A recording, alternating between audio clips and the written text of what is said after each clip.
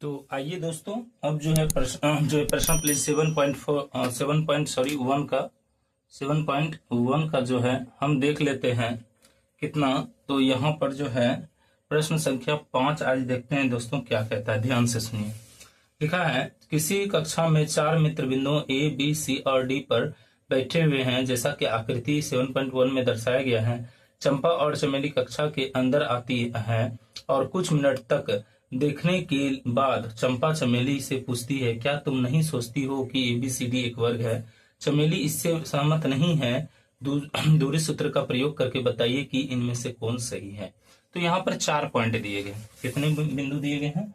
4 बिंदु दिए गए, ए बी सी और डी, और हमको इसी के बारे में सब कुछ पता करना है दोस्तों।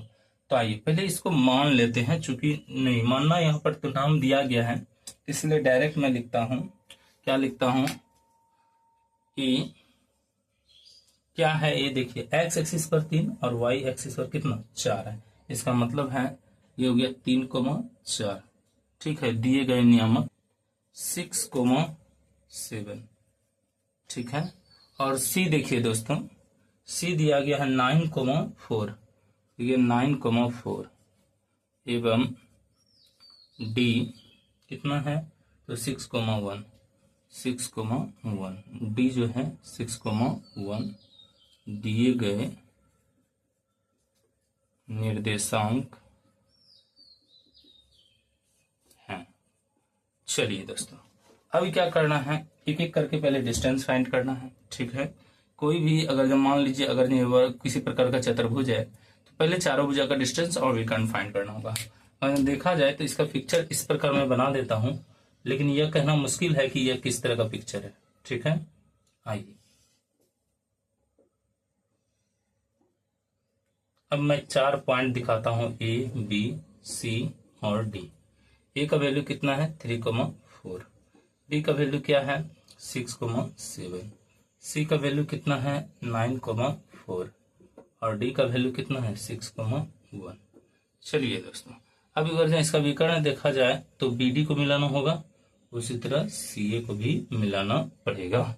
ठीक है दोस्तों, तो आइए अब हम सबसे पहले क्या करेंगे, एक एक करके दूरी फाइंड करेंगे। कितना किसका दूरी दिया गया है उसके अकॉर्डिंग हम चलेंगे दोस्तों। तो देखते हैं, हमको चाहिए दूरी सूत्र से, दूरी सूत्र से निकालिए। पहले ए बी निकाल लीजिए। ए बी बराबर फॉर्मूला क्या होता है तो x2 माइनस x1 का होल स्क्वायर और प्लस y2 माइनस y1 का होल स्क्वायर। चलिए अब x2 यहाँ पर देखिए, ये x1 ये y1 ये x2 और ये y2 है। तो x2 का वैल्यू 6 है जबकि x1 का वैल्यू 3 है, इसका हो जाएगा होल स्क्वायर प्लस ये हो जाएगा y2 का वैल्यू देखिए दोस्तों 7 और 1 का 4, इसका क्या हो जाएगा होल स्क्वायर। ठीक है, अब चलिए आगे, तो ये हो जाएगा 3 का स्क्वायर और ये हो जाएगा 3 का स्क्वायर। ठीक है दोस्तों, अब यहाँ ध्यान से देखिए, तो ये क्या हो जाएगा 3 का स्क्वायर मतलब कितना 9 हो जाएगा, और ये भी कितना हो जाएगा तो ये भी हो जाएगा 9। अब इसको देखिए तो इसको लिख सकते हैं, ये दोनों 18 होगा और 18 को लिख सकते हैं 9 गुना 2, इसका वर्गमूल निकाल दीजिए दोस्तों, तो ये हो जाएगा 3√2 इकाई। ठीक है, अब उसी तरह सेम वे में बीसी का डिस्टेंस निकालिए।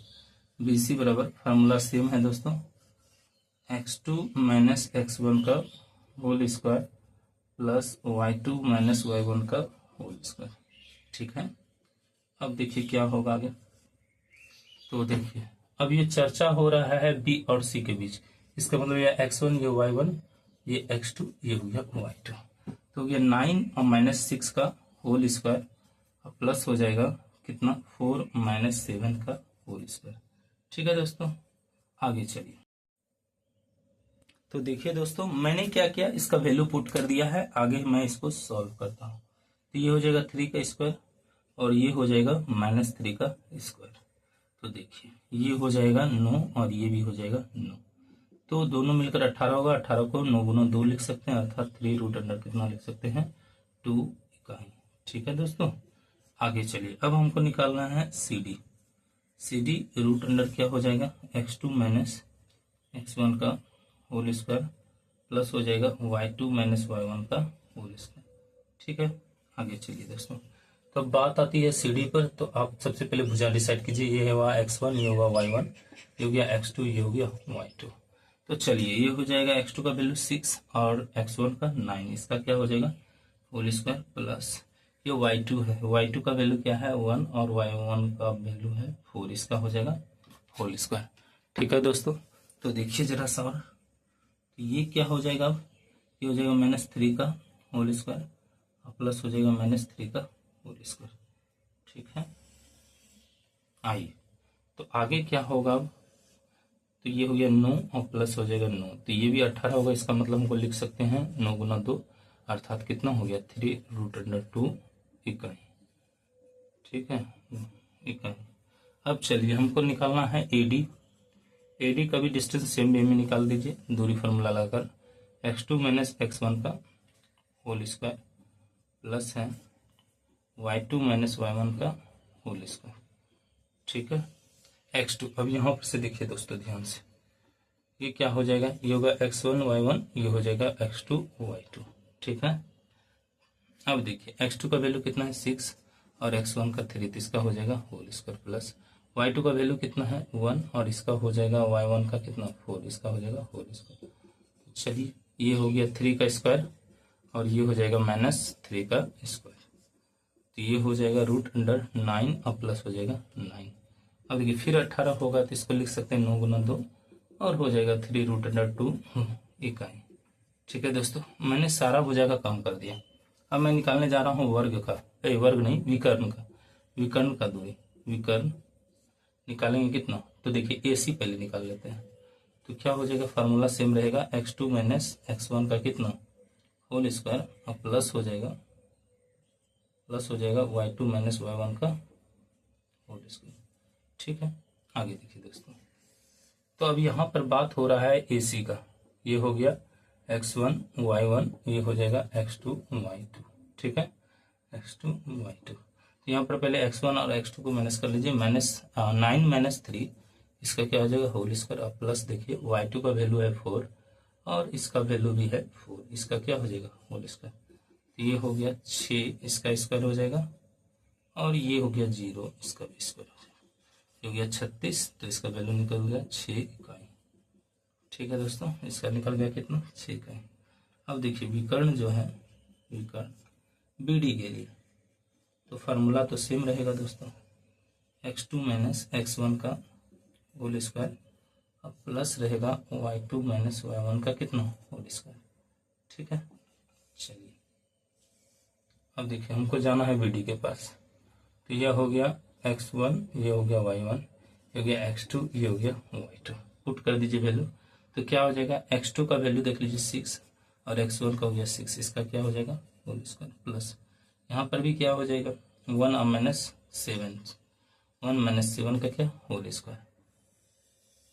अब चलिए आगे, तो आगे क्या हो गया दोस्तों देख लीजिए, ये हो गया 0 का स्क्वायर और ये हो जाएगा -6 का स्क्वायर, तो ये कितना हो गया 0 और प्लस हो गया 36, तो ये हो गया 36 और इसका वर्गमूल कितना निकल जाएगा 6 इकाई।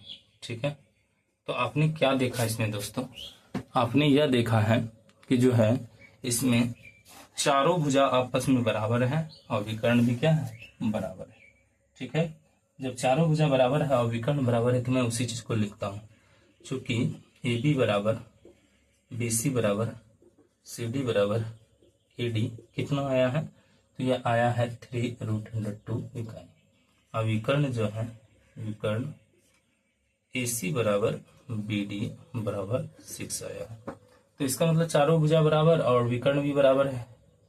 ठीक है, तो इसलिए ठीक है, इसलिए क्या हो जाएगा, इसलिए ABCD एक वर्ग है, क्योंकि चारों भुजा बराबर और विकर्ण बराबर हो तो वर्ग को वो रिप्रेजेंट करता है। नीचे लिखेंगे अतः चंपा सही है। ठीक है दोस्तों, तो इस प्रकार मैंने क्वेश्चन नंबर 5 को सॉल्व कर दिया दोस्तों। वीडियो को देखने के लिए धन्यवाद दोस्तों। लाइक करें, सब्सक्राइब करें, शेयर करें और ज़्यादा मित्रों तक इसे शेयर करने की कोशिश करें दोस्तों। और इसी तरह का नोटिफिकेशन यदि आप चाहते हैं और वीडियो अच्छा लग रहा है तो आप निश्चित रूप से इसको सब्सक्राइब कर लें। थैंक यू, बाय बाय, मिलते हैं अगले वीडियो में।